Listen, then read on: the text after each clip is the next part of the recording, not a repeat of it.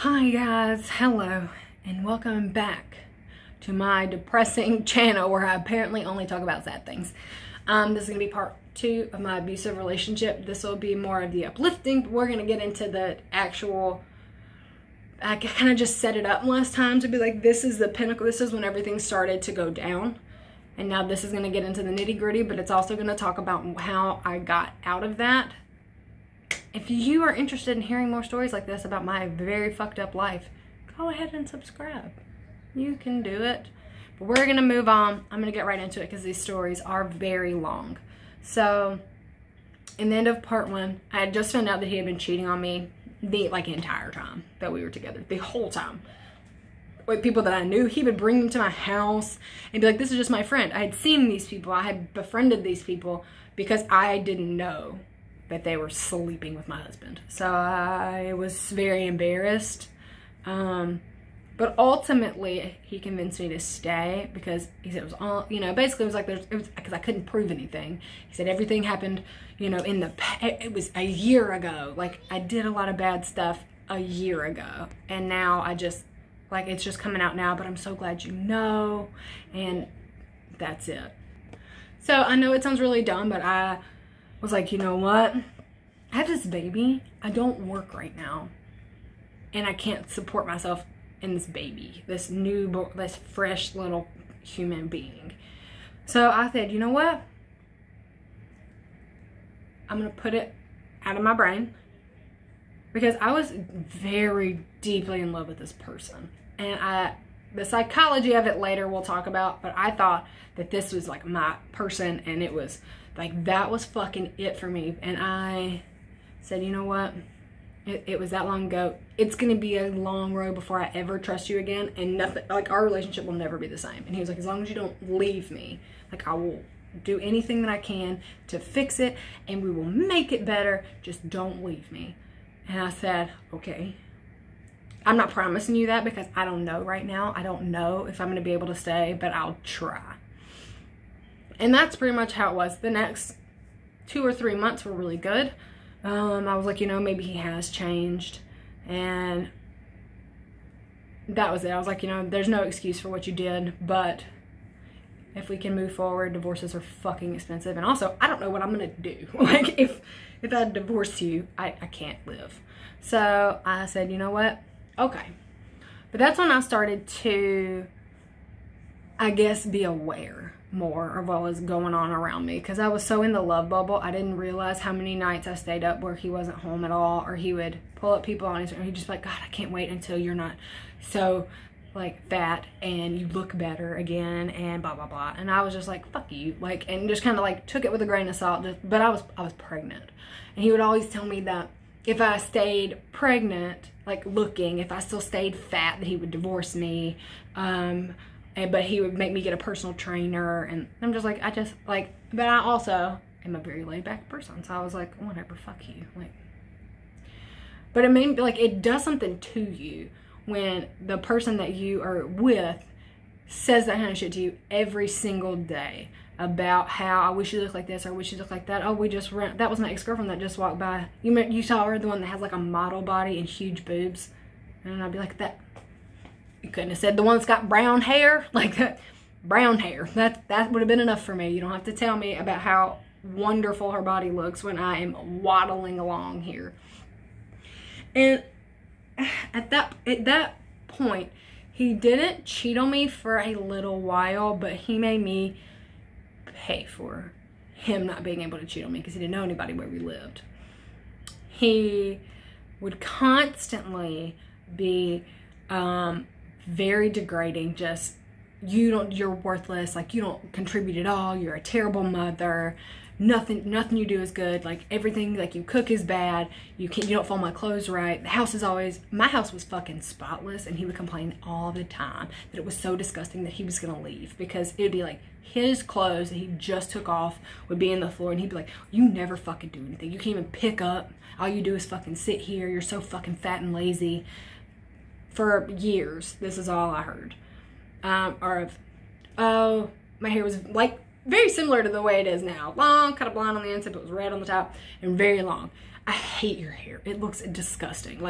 will you please, you need a haircut, so will you just cut your hair off? And then he would go like, I just think that I would be more attracted to you if you had different hair. Like, and I would just trying to make my marriage work. Because if I told him, I wish you would stop dyeing your hair fucking blue, I would be more attracted to you if it was brown, he probably would have done it.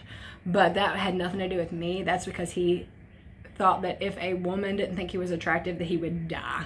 So I did. I cut all my fucking hair off. Like, my hair was this short. And I did like a whatever cut.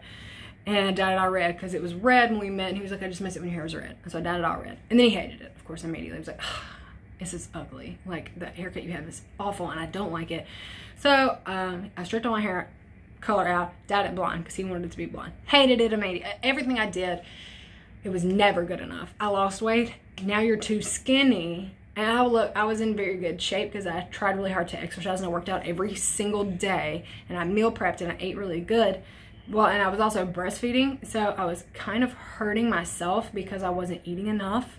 So I was tired a lot, which made me a lazy piece of shit that was a terrible mother and did a really bad job. At one point he told me that if he went and found a hooker on the street to take care of my child, she would do a better job than me. Like a random person on the street. I can't remember if he said hooker or hobo. I'm pretty sure he said hooker, but I don't know. Nothing against sex work, you guys. You know I'm all positive, but that's just what he said to me. And he would say this kind of shit to me all the time. And at some point that was just in my head, because this is all I had heard for the last 5 years, was just him trying to make me better, and I was the one that was not doing it the way he wanted me to. Just all the time. At the end of our relationship, it had gotten such a routine of where I was so skinny because I wasn't eating and working out all the time, but I was so tired that I was like probably not being the best person, and then I started working because I was like, you know what, just in case like stuff goes down, because he has kicked me out before because he would get mad at me about random things. Like he would get mad at me because I made a dinner that he said I did it purposely because he knew that I knew that he wouldn't like it and I wanted him to starve, and would like throw all my shit outside. And this is more than once that this happened, that I would come home and all my stuff would be in the yard, and Zoe, my corgi, was a puppy at the time, and he would just throw her outside, and like she could have easily been killed, hit by a car. I had to call my mother to go and find my dog because he would she was 5 months old, and he would throw her outside and just shut the door. We lived in a big apartment complex. Like it is amazing to me that she's not dead. And he did all these kind of things. Like, so he would scream at me in front of the baby, and I am not a timid woman. I was screaming right back with him, fuck you, like, you fat piece of shit, like, just as mad. And I was really just trying, I was very afraid, but I was trying to make myself not seem that way in order to seem less vulnerable. A couple years went by like this. At some point, I found out that he had started to cheat on me again, to like sleep with other women. He had made a Tinder when that came out because one of my friends, single friends, came across him on Tinder, talking about how he has such a complicated life, whatever. And when I confronted him, he broke my wrist to get his phone out of my hands because I grabbed it, and he wrestled me to the floor and looked me in the eyes, telling me, I'm gonna break it. If you don't let go, I'm gonna break it. And I, of course, didn't believe him because he had never put his hands on me before. And I didn't believe him, and I was not letting go of that fucking phone. Like, I was gonna know, bitch. I was gonna know what the fuck he had been doing. And he sure did. Snap. And never apologized. He was like, if you had just done what I told you to do, then this would never have happened to you. And he's like, you're so fucking crazy, and this is all your fault. If you didn't act so fucking crazy and go looking for a reason to be mad, then maybe I wouldn't have to reach out and try to find somebody to talk to about how fucking crazy my wife is and how miserable she makes me and how horrible she treats me. And that became my fault pretty quickly. That's the Tinder thing, I think, is when I started planning my escape. Unfortunately, that escape took about another 1.5 years. But I was like, you know what? I'm gonna get the fuck out. I'm gonna get out of this, but I'm gonna do it tactfully so I don't live on the fucking street. And I have to put up with this person for a little while longer. At this point, I was so beaten down that I felt horrible about myself. I thought I was the ugliest piece of shit person like on the planet. I have never felt more ugly and disgusting in my life. And I was making myself look that way though. Like I was making myself super skinny and frying my hair out trying to change it for somebody and doing all this crazy stuff because I was just trying to make him happy and to not cheat on me or tell me how terrible I am all the time, every day for 5 years. That's all I heard, was that I was a piece of shit, a terrible mother, gross. You're so ugly, you're so fat, or now you're so skinny, you look like you're on fucking meth, or you on drugs. And just like, bitch, I fucking wish I was on drugs because that'd make this so much easier to just like live my life. If I ever like had beer in the house, because I like beer, I was never allowed to have more than 6, and they had to be, I could only drink like one at a time because he'd be like, you're just a fucking drunk, you're so fucking gross, like you're so a terrible fucking mother, look how disgusting you are, look at you with your fucking booze, drunk. Like that with one beer. And I wasn't even allowed to have like liquor or anything. It had to be like what are those things, like those hard ciders or something like that. And that was a big deal. Everything was his too though. This is my house, this is my money. You know, you don't work, you don't have anything, so you need to do what I tell you to do because you don't fucking have anything. You have no claims to anything here. So I was like, you know what, that's gonna be my start. That's gonna be my number one. Let's move. So we moved into a house, and the only person on that lease was me. I made sure it was in my name. He didn't say anything about it because he thought genuinely that I would never leave him because I was so beaten down. He thought that, and he always told me that nobody else would ever want me. No one will want you but me. So you might as well suck it up because you're not going to do any better because you're fucking disgusting. Nobody's going to want you. You have no skills. You have a fucking kid and you're ugly as shit. You're so fat. You are so gross. Or you are so skinny. You are so gross. You need to be thankful that I want you because no one else fucking wants you. Nobody ever will. And that was my life of nobody will ever want you because you're horrible. So he really thought that I would never leave. And we moved and had that in my name. I bought another vehicle.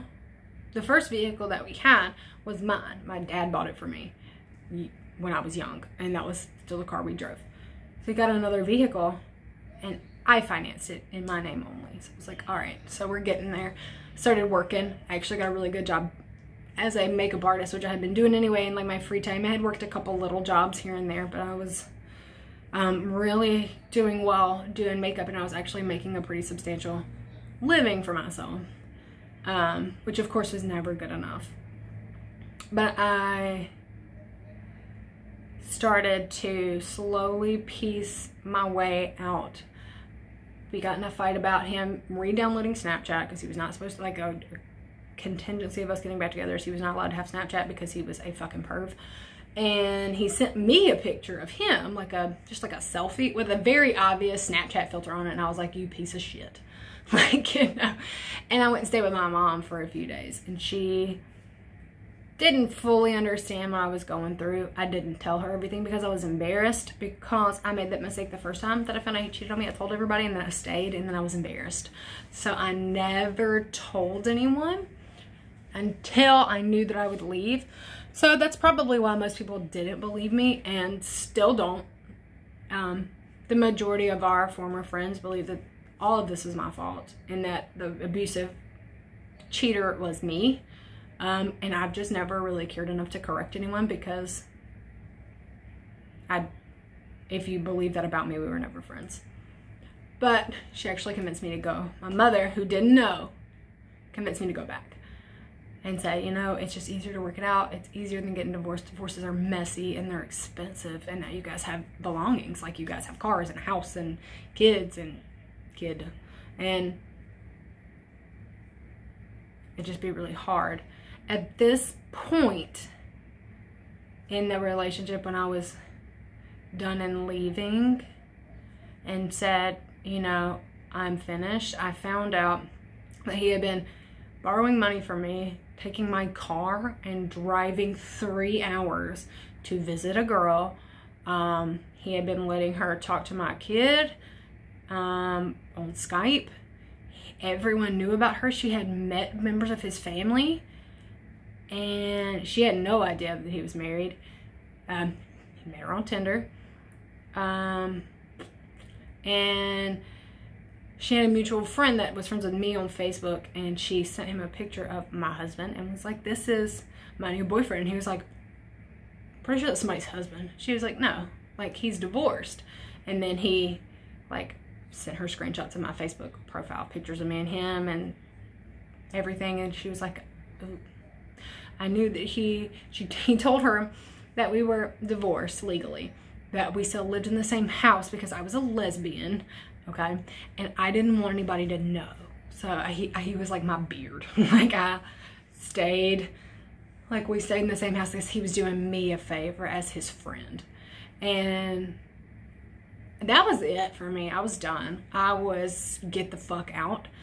Get out. Like, I can't do it anymore. Get out. I can't pay for this by myself, but I would figure it, get the fuck out. And I meant it. I went to the bank and I drained the account. Drained it. Told him he could go. And I was like, I will give you a car. You can have the shitty one. And get the fuck out. You don't have anywhere to go. I don't give a fuck. Get out. Like, I'm done. I cannot do this anymore. Get the fuck out of my house.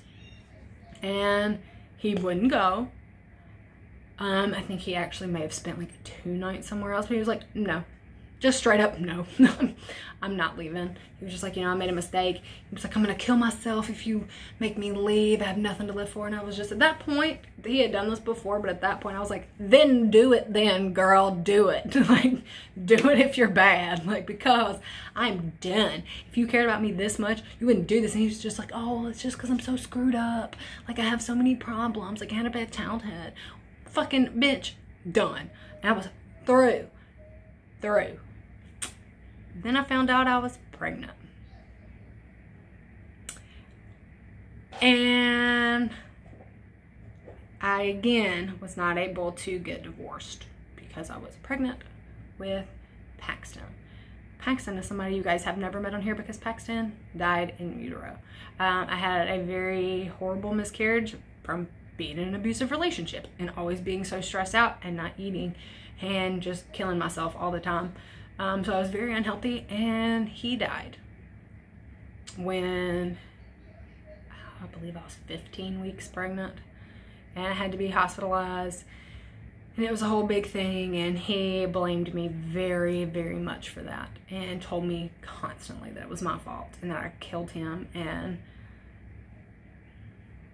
that was horrible. He had a nursery in our house. I mean, he was named. I was pregnant for a while, but that is probably one of the hardest things I've ever gone through. But after that happened and we lost the baby, and when I healed, because I had to have surgery, there's a lot more like branch off stories to this one. I had cancer during this. I had 6 miscarriages in total. Just this one was a very long pregnancy. The one that actually almost was another baby. I'm never gonna be over that. It makes me emotional to this day.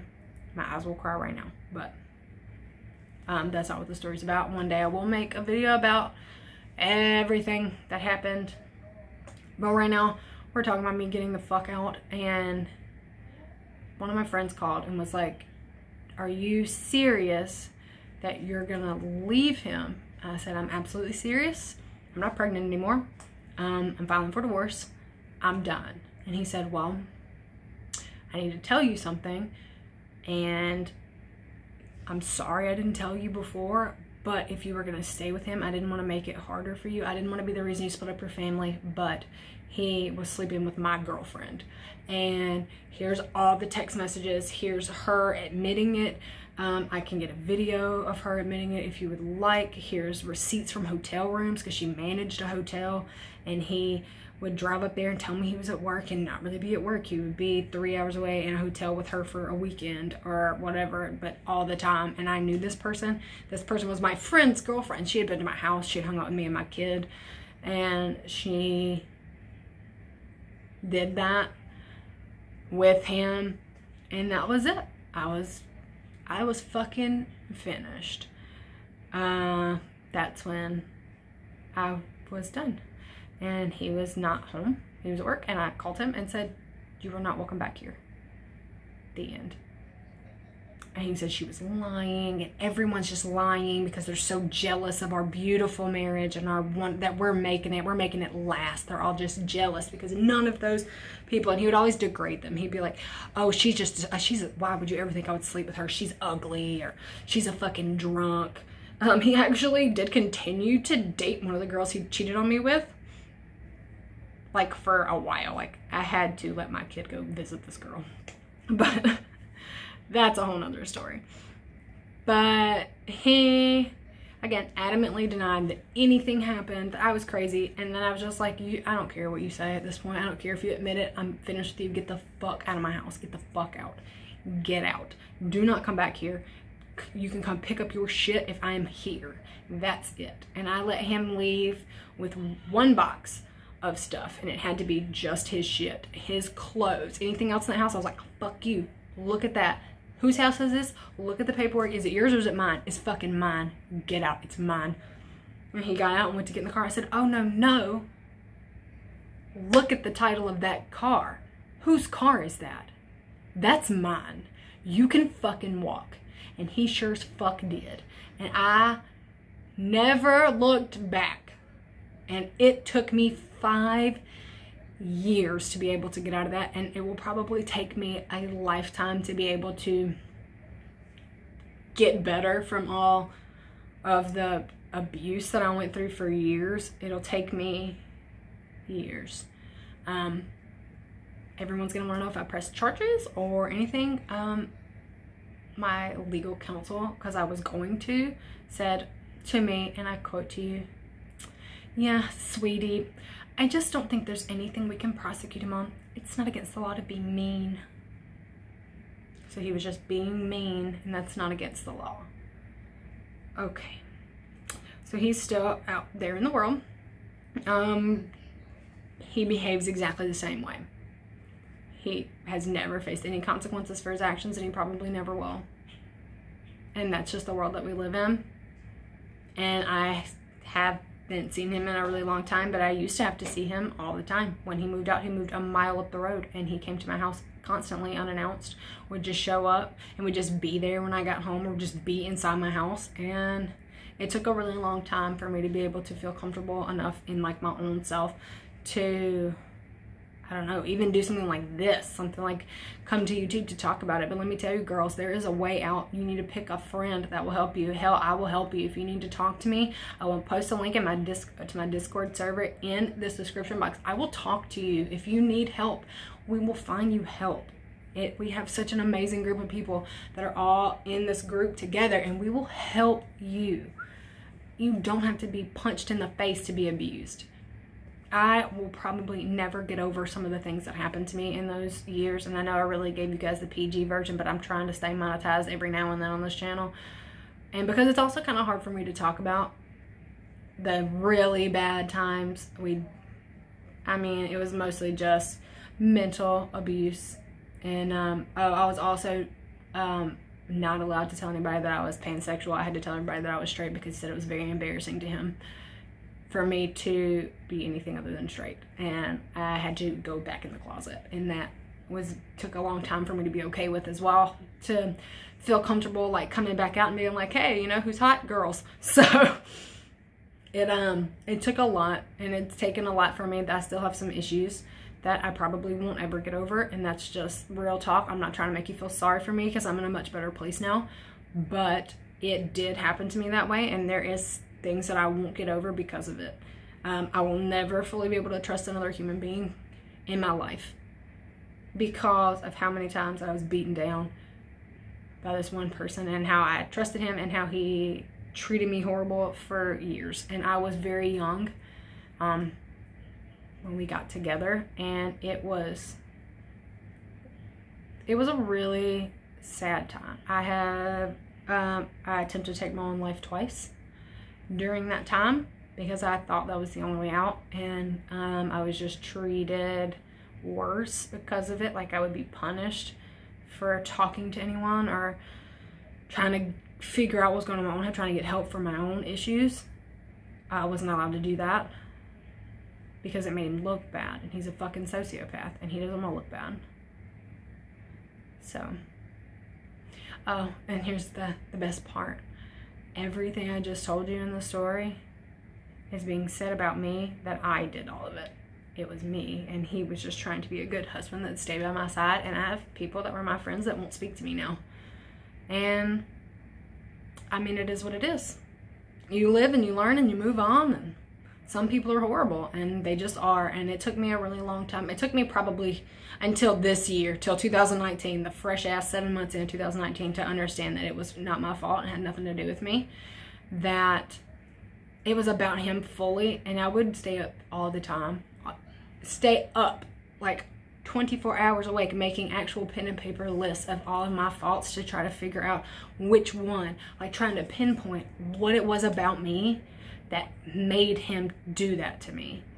Like, what did I do? Like, what was it, like a character flaw in me that made him treat me the way that he did? Maybe it wasn't. Or maybe it was, and that's the only way that I could rationalize it at the time. But I know it had nothing to do with me, that bad people are just bad people. But it really took a really long time. And I'm not going to sit here and tell you that any of that was easy. It took me years to get out, and I'm very happy that I did, and I never looked back. But I did go back a few times. Not after this last time, obviously, but after he found out he'd been cheating on me the first time I went back. When I found out he was cheating on me still, I went back. Like, I would leave and go back because I was so insecure, and I was so beaten down and thought that no one else would ever want me. And if I ever wanted to be in any type of successful relationship, I had to make it work with that person, because no one else would ever want to put up with me, the horrible, evil person that I apparently was. But we can all get help, and we can all get better. Please reach out to me if you need help. If you're in a situation like this, I can at least talk to you. If you're not ready to leave yet, I can talk to you. My Discord server will be linked in the description box. Thank you guys so much for watching these videos, and I really hope that they can help someone. If you would like to, you can follow me on all my other social media accounts. You can follow me on Instagram at grungexglitterx, and you can follow me on Twitter and Snapchat at grungexglitter, and you can follow me on Facebook at grungeandglitter-kp. I will leave my Discord. Again, it'll be a link in the description box of how to get into that Discord server. You can message me on anything. I try really hard to respond to my messages. I do get a lot, but if you need help, I want to help you. And I really hope that this story and what happened to me can help somebody come out and tell their story, because that's really what we need. These kind of things aren't something that barely happens. They happen all the time, but we're just really embarrassed. I'm really embarrassed that that happened to me and that I went through it, but I need to tell it. I need to tell people, because it could help you. If you're watching this and this is your story too, tell your story, message me. It can help somebody else that sees it and they think, okay, well then I can talk about it and I can call out my abuser because you were strong enough to do it, then I can too. And then we can fucking make a difference. And I really hope that no one messages me, and I hope that all of you guys are perfectly safe and fine. I really hope that's the case, but if that's not, I am here for you, and I promise that I will do everything that I can in my power to help you. Thank you guys so much for watching these videos. I'll try to do something a little happier next time. I love you guys. See you later.